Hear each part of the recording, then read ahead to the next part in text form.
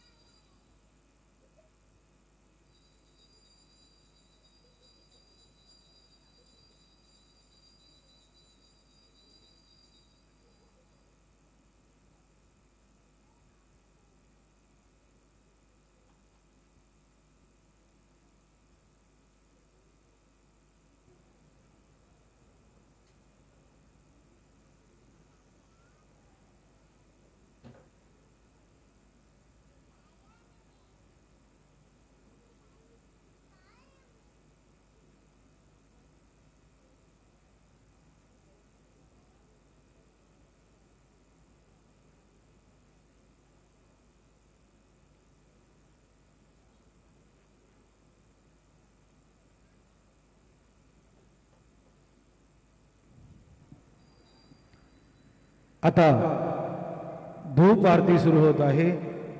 सर्वांनी एका सुरात आरती म्हणावी। अब धूप आरती शुरू हो रही है। आप सब एक सुर में आरती गाइए। श्री सच्चिदानंद सद्गुरु साईनाथ महाराज की जय। आरती साई बाबा सौख्यदातार देवा करणार जातले जावा दासा वेसावा दत्ता वेसावा।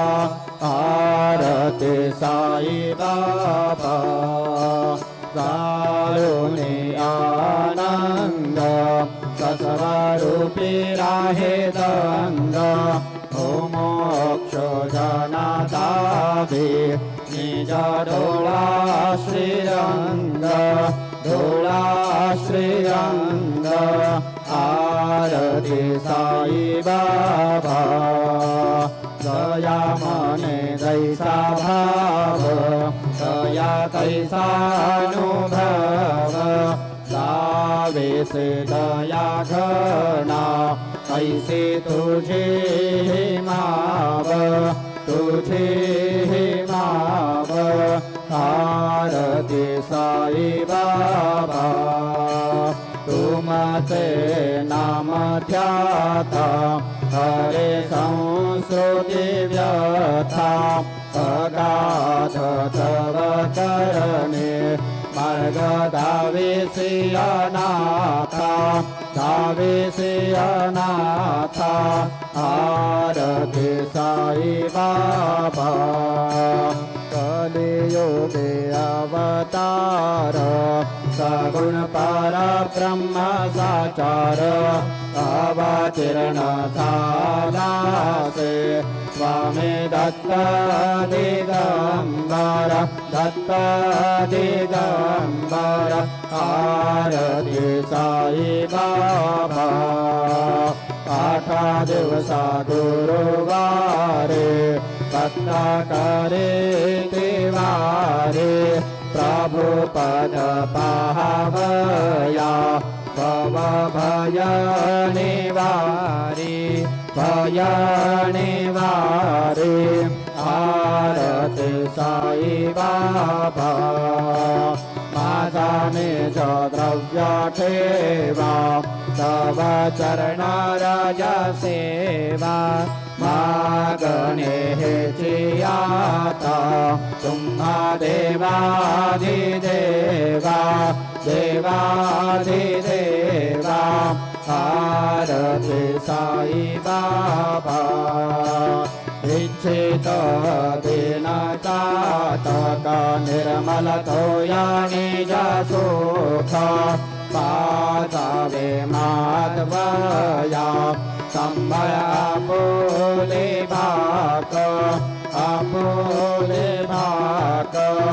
आरती साई बाबा सौख्यदातार देवा चरण रजातरी जावा दासा विसावा भक्ता विसावा भारती साई बाबा शिर्डी माथे पंढरपूर साई बाबा रमावर बाबा रमावर साई बाबा रमावर शुद्ध भक्ती चंद्रभागा भाव पुंडलिक जागा पुंडलिक जागा भाव पुंडलिक जागा जाओ जाओ अवघे जन करू बाबा श्री वंदन साई श्री वंदन करू बाबा श्री वंदन तनु माने बाबा साई गाव पाव माझे आई पाव माझे आई धाव पाव माझे आई हरेंद्र डांगण वंदीन चरण डोळ्यान पाहिन रूप तुझे प्रेमे अलंगेन आनंद कोदण भावे उभायन म्हणे नाम त्वमेव माता पिता त्वमेव त्वमेव बन्धुश्च सखा त्वमेव त्वमेव विद्याधरणं त्वमेव त्वमेव सर्वं मम देवदेव कायेन वाचा मनसेन्द्रिये त्वा बुद्ध्यात्मना वा प्रकृतिस्वभाव करोमि यद्य सकलं परस्मै नारायणाय समर्पयामि अच्युतं केशवं राम नारायणं कृष्णदामोदरं वासुदेवं हरिं श्रीधरं माधवं गोपिकावल्लभं जानकीनायकं रामचन्द्रं भजे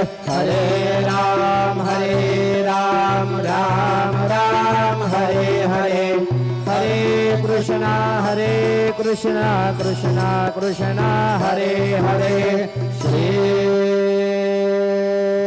गुरुदेवा दत्ता अनंता तुलाते कसे रे स्तवावे अनंता तुलाते कसे रे नमावे अनंत मुखांचा शिणे शेष गाता नमस्कार साष्टांग श्री साईनाथा स्वरावे मणिद्वत् पदानित्य भावे पुरावे तरी भक्तीसाठी स्वभावे करावे जगातारुणी मायताता नमस्कार साष्टांग श्री साईनाथा वसे जो सदादा भया संत लीला दिसे आज्ञलोकांतरे जो जनाला परे अंतरे ज्ञान कैवल्यदाता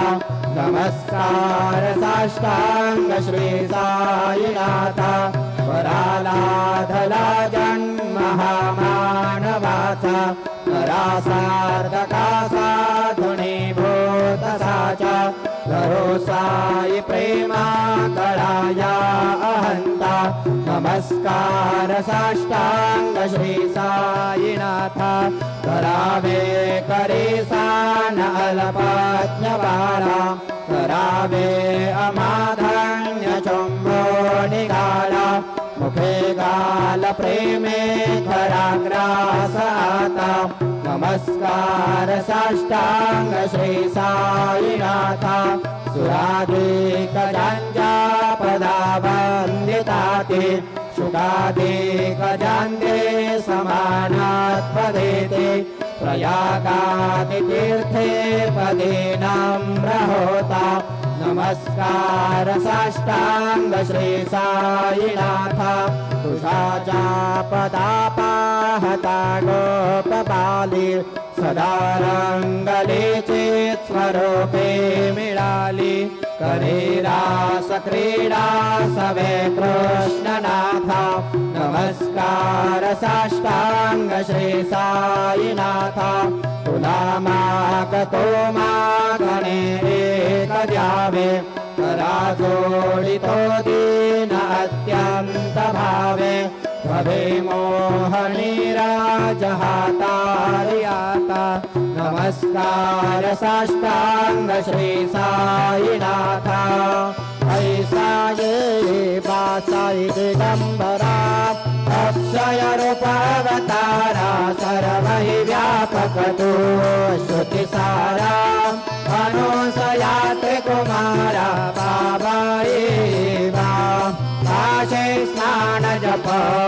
सखी दिवसे कोल्हापुरभिक्षेसे निर्मल नदी तुंगा जलप्राशे निद्रा बाहुरदेशे ऐसा रेवा थोड़े लोमत से राम करे त्रिशूल डमरो धारे भक्ता वरद सदा सुखकारे देशिल मुक्ते चारे ऐसा रेवा पाये पादुका जपमाला कमंडलो मृगचाला धारण कर शिवा नागजटा मुकुट शोभतो माथा ऐसा रेवा तत्पर तुझाया जे जाने अक्षय त्यांचे सदने लक्ष्मी वास करे दिन रजने राक्षसी संकट वारुणी ऐसा रेवा जा करी ध्यान तुझे गुरुराया दृश्य करे नयनाया पूर्णानंद सुखे गीताया गाविसी हरि गुण गाया ऐसा रेवा साई दिगंबरा अक्षय रूप अवतारा सर्वहि व्यापक तू श्रुति सारा अनुसया त्रिकुमारा बाबा एवा सदा सत्स्वरूपं चिदानन्दकन्दं जगत्सम्भवस्थान संहारहेतुं स्वभक्तेच्छया मानुषं दर्शयन्तं नमामीश्वरं सद्गुरुं सायिनाथं भवद्वान् सविध्वं समर्थाण्डमेत्यं मनोवागतीतं मुनिर्ध्यानगम्यं जगद्व्यापकं निर्मलं निर्गुणत्वं नमामीश्वरं सद्गुरुं सायिनाथं भवं बोधिमगनार्दितानां जनानां स्वपादाश्रितानां स्वभक्तिप्रियाणां समुद्धारणार्थं कलौ सम्भवन्तं नमामीश्वरं सद्गुरुं सायिनाथं सदानिन्दवृक्षस्य मूलाधिवासात् सुधास्त्राविणङ्गीत्यमप्यप्रियन्तं तरुकल्पवृक्षादिकं साधयन्तं नमामीश्वरं सद्गुरुं सायिनाथं सदा कल्पवृक्षस्य तस्याधिमूले भवद्भावभुजया सपर्यादिसेवां गुणाङ्कुर्वतां भोक्तिमुक्ते प्रदन्तं नमामीश्वरं सद्गुरुं सायिनाथम् अनेकाश्रुता तर्कलीलाविलासै समाविष्कृतेषान् प्रभावम् अहं भावहीनं प्रसन्नात्मभावं नमामीश्वरं सद्गुरुं सायिनाथं सदा विश्वमाराममेवाभिरामं सदा सज्जनैः संस्कृतं सन्मवद्धि जनामोदनं भक्तभद्रप्रदन्तं नमामीश्वरं सद्गुरुं सायिनाथं अजन्माद्यमेकं परब्रह्म साक्षात् स्वयं सम्भवं राममेवावतीर्णं भवद्दर्शनात् सम्पुनीता प्रभोऽहं नमामीश्वरं सद्गुरुं सायिनाथं श्री साईश कृपानिधे किल नृणां सर्वार्थसिद्धिप्रदां युष्मत्पादरजप्रभावमतुलां दातापि वक्ता क्षमः सद्भक्त्या शरणं कृताञ्जलिपुटा सम्प्रापितोऽस्मि प्रभो श्रीमत्साई परेशपादकमलान् नान्यच्छरण्यं मम साई रूपधर राघवोत्तमां भक्तकामविबुधध्रुवं प्रभों माययोपहत चित्तशुद्धये चिन्तयाम्यहमर्निशं मुदा शरत्सुधांशु प्रतिमं प्रकाश कृपातपत्रं तव सायिनाथ त्वदीयपादाब्ज समाश्रितानां स्वच्छाययातामपाकरोतु उपासनादैवतसायिनाथ स्तवैर्मयोपासनिना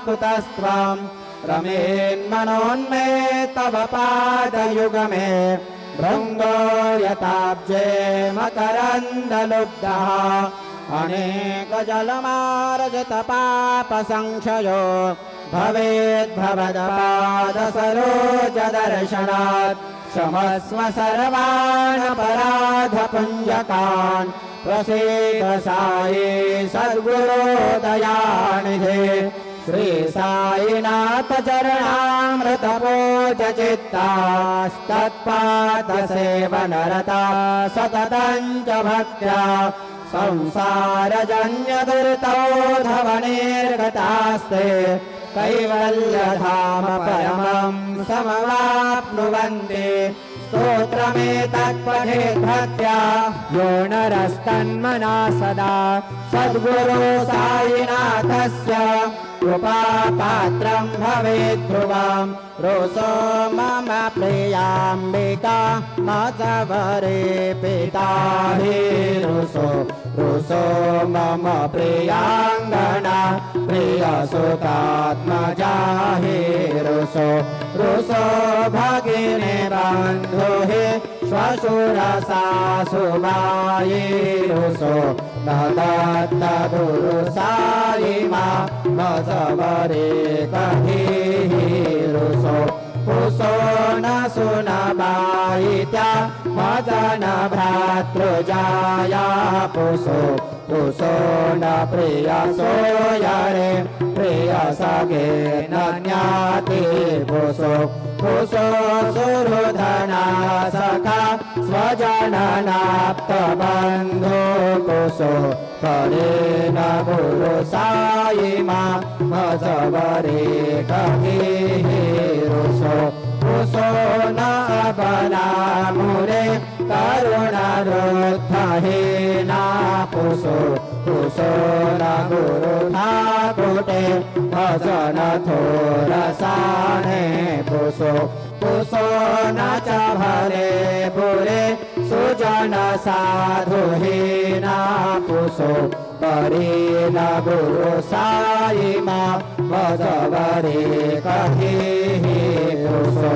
पुषो चतुरतत्त्ववे विबुध प्राज्ञानी रुषो हि विदुषी श्रेया कुशल पंडिता हि रुषो महिपतीयते भजकतापसी हि रुषो न दत्त गुरु साई मा मत्सवरे कहि रुषो कविरुषि मुनि अनघसेद्धयोगी रुषो हि गृहदेवता निकुलग्रामदेवी रुषो खलपिशाच हि मलिनरागिनी रुषो न दत्त गुरु साई मा मत्सवरे कहि रुषो मृगखगात्रोमे अखिल जीवजन्तो रुषो विपटप्रस्तरा अचल आपगाब्धि रुषो खपवनाग्निवा अवनि पञ्चतत्त्वे रुषो न दत्त गुरु साई मा मत्सवरे कहि रुषो विमलकेन्नरा अमलयाक्षिणी रुषो शशिखगादिः गगनितारका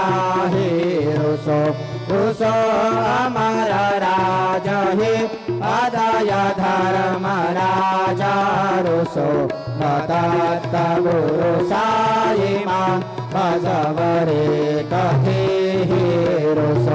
रुषो मनसरस्वती चपलचेतते रुषो रुषो वपुदिशाखिला कठिन कालतो हि रुषो रुषो सकल विश्व हि मायितो ब्रह्म गोलं रुषो न दत्त गुरु सारिमा भजमरे कहे हि रुषो विमूढ मनोने हसो मजन मत्सराहीडसो पदाभिरुचि उल्लसो जनन कदमीनापसो न दुर्गधृति साधसो अशिव भावमादेखसो प्रपञ्चे मन हेरुसो दृढ विरक्ति चित्तीर्थसो गुणाचिः घृणानसो न च स्पृहा कशाचिहसो सदैव हृदये वसो मनसि ध्यानि साये वसो पदे प्रणयवो रसो निखिलदृश्य भावादिसो तदत्त गुरु सायिमा उपरि याचनेन रुषो हरि ओं यज्ञेन यज्ञमयजं ददेवास्तानि धर्माणि प्रथमान्यासन् ते हरागं महिमानः सचन्द यत्र पूर्वे साध्याः सन्ति देवाः ॐ राजाधिराजाय प्रसंय साहिने नमो वयं वै श्रवणाय कुर्महे समे कामान कामकामाय मह्यं कामेश्वरो वै श्रवणो दधातु कुबेराय वै श्रवणाय महाराजाय नमः ॐ स्वस्ति साम्राज्यं भोज्यं स्वराज्यं वैराज्यं धारमेष्यं राज्यं महाराज्यमाधिपत्यमयं समन्तपर्यात् ईशा सार्वभौमः सर्वयुषान्तादापरार्धात् पृथिव्यै समुद्रपर्यन्ताय एकराळितदाप्येष श्लोकोऽभिगीतो मरुतः परवेष्टारो मरुतस्यावसन्गृहे आविश्यलस्य कामप्रियैर्विश्वे देवाः सभासदयिते श्रीनारायण वासुदेवाय सच्चिदानन्द सद्गुरो साईनाथ महाराज की जय। करचरणकृतं वा कायजं कर्मजं वा श्रवणनयनजं वा मानसं वा पराधं विहितमविहितं वा सर्वमेतत्क्षमस्व जय जय करुणाब्धे श्री प्रभो साईनाथ श्री सच्चिदानंद सद्गुरु साईनाथ महाराज की जय।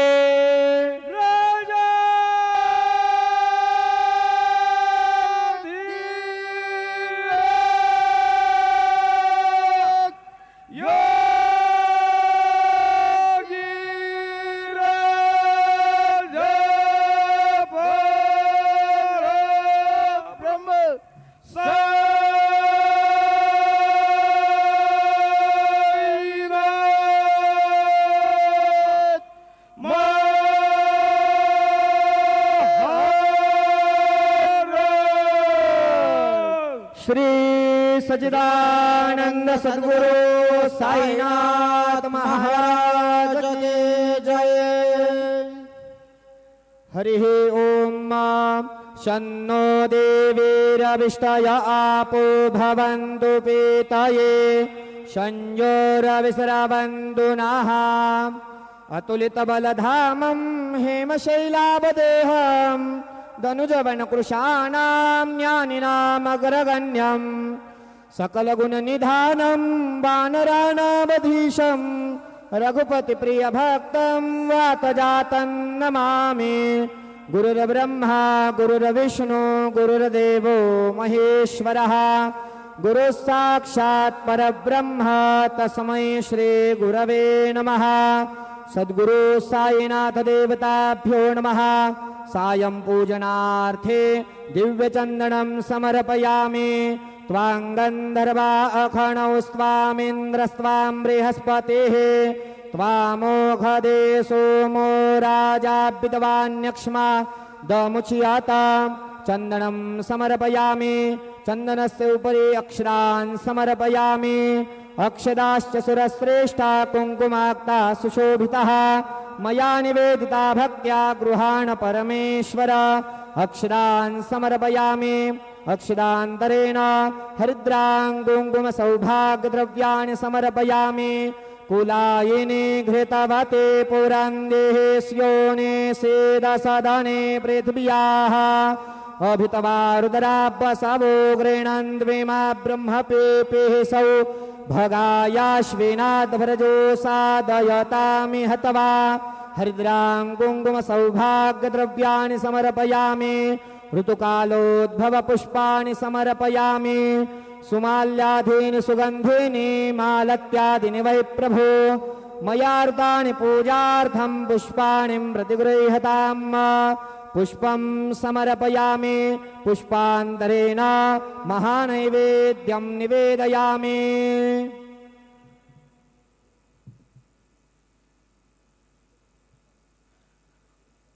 प्राणदा अपानदा व्यानदा प्रचोदा परिवोदाः अन्यांस्ते अस्मत्तपन्तु हेतयाः।